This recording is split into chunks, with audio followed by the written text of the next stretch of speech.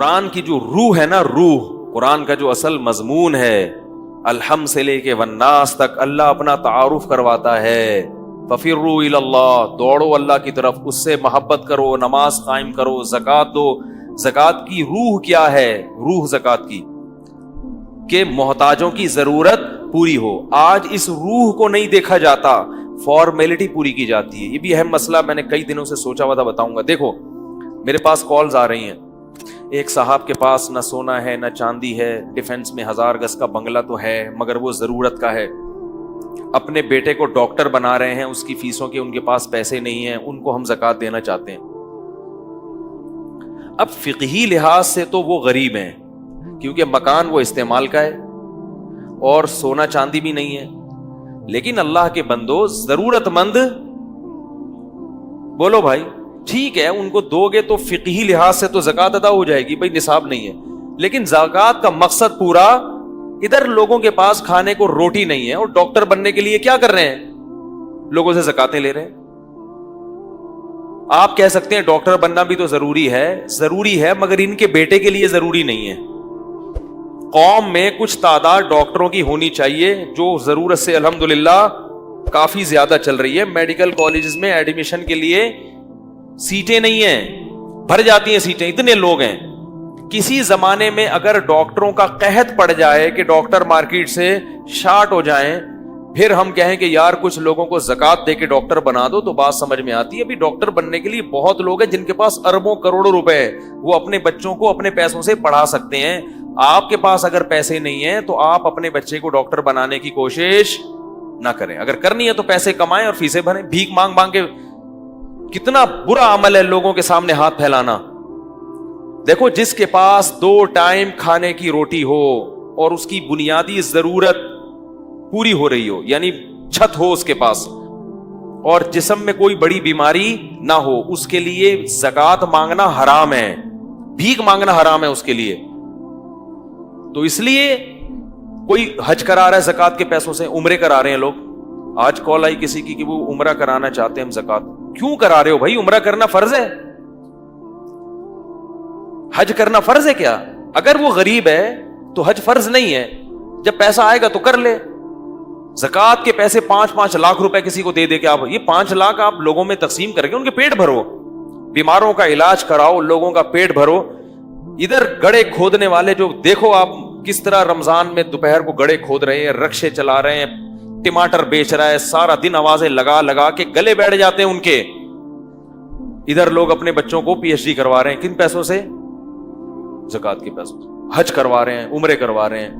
حج کرنا بہت اچھی بات ہے، زکوٰۃ کے پیسوں سے حج نہ کراؤ کسی کو، نہ دو اس کو پیسے.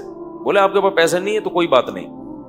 اور فی ہدیہ تو کسی کو بھی دیا جا سکتا ہے. تو زکوٰۃ کی جو روح کیا ہے وہ قوم کے غریبوں اور مسکینوں کا، بولو بھائی، خیال کیا جائے، ان کی بنیادی ضرورتیں پوری کی جائے. بنیادی ضرورت کیا ہے؟ رہائش. کسی کے پاس چھت بھی نہیں ہے بیچارے کے پاس، دھوپ گرمی سے بچنے کا انتظام ہی نہیں ہے.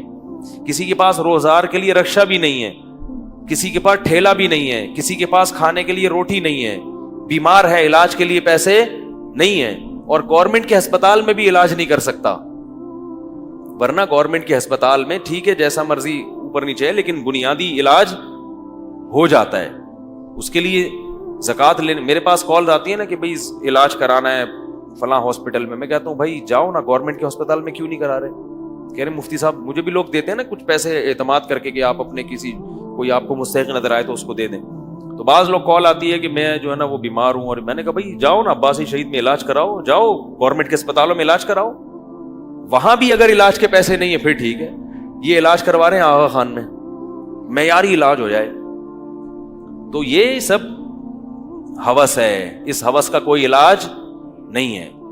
تو اس طرح یاد رکھو قرآن کی ایک بیسک دعوت ہے. قرآن بنیادی چیزوں کی، میں یقین سے کہتا ہوں اگر ہم صرف قرآن کو فالو کرنا شروع کر دیں تو ہماری فرقواریت بھی ختم ہو جائے گی. اس کا مطلب یہ نہیں کہ حدیث کو فالو نہ کریں، فوکس کس کو کریں؟ قرآن کو.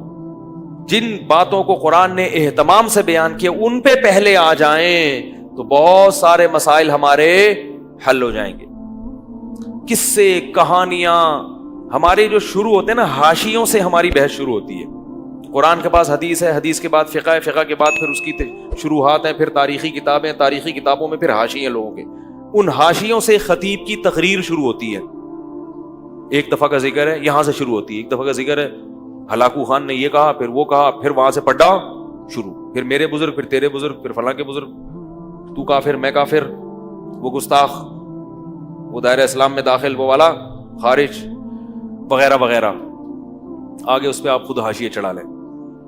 پھر چلو بس کافی, ابھی بہت سی چیزیں آ رہی ہیں ذہن میں. ٹھیک ہے, اچھا. تو قرآن کی جو بنیاد اور بیسک چیزیں ہیں ان میں سب سے پہلے کیا ہے؟ توحید. اللہ کے سوا کسی کو پکارنا نہیں ہے, اللہ کے سوا کسی کو معبود نہیں بنانا, بار بار قرآن کہہ رہا ہے.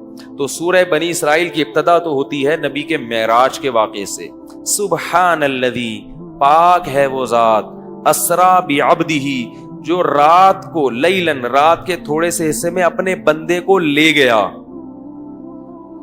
من المسجد الحرام, مسجد حرام سے, الی المسجد الاقصی, مسجد اقصی تک, لنریہ من آیاتنا, تاکہ ہم اس کو اپنی نشانیاں دکھائیں.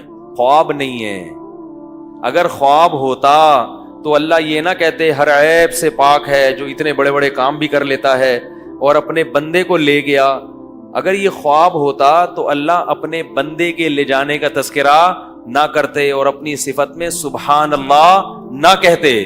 جب کوئی عجیب کام ہوتا ہے ہم کہتے ہیں نا سبحان اللہ.